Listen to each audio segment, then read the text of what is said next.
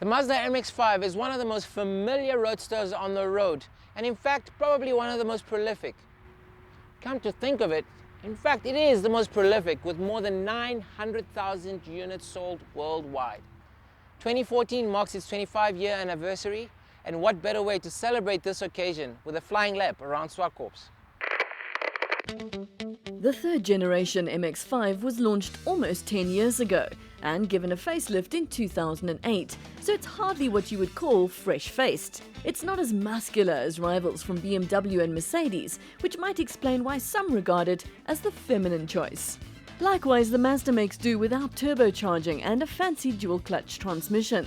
Instead, it combines a flexible power plant with a slick-shifting manual gearbox and a low curb weight for ultimate driving thrills. And there's nothing wrong with that.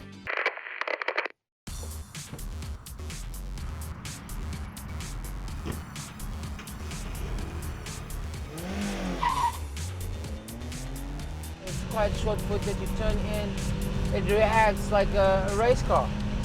It's like the ultimate track day car. However, it doesn't really have the power, which to a certain extent is not such a bad thing. For me, I think it's just the ideal car to learn how to carry speed through the corners and maintain your pace.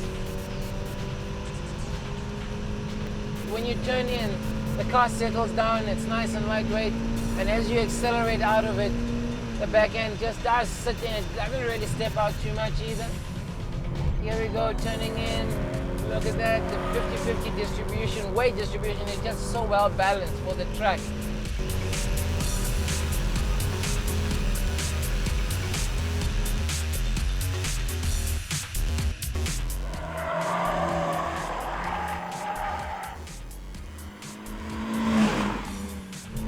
I must say, I could play with this machine all day. You feel really involved when you're behind the steering wheel. This one is probably the cheapest of the roadsters that we've had on the track, but at the same time it's probably the most exciting to drive as well. Before today, I was never really a big fan of the Mazda MX-5, purely because it looked too bland for my liking, and definitely was not my cup of tea. However, having sampled it here on the racetrack, I must say my opinion has changed.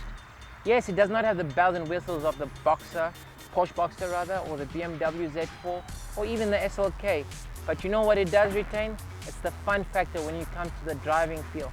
It's absolutely amazing. I enjoyed the gearbox, I enjoyed the feel of this direct steering wheel, and frankly, yeah, it does get thumbs up for me.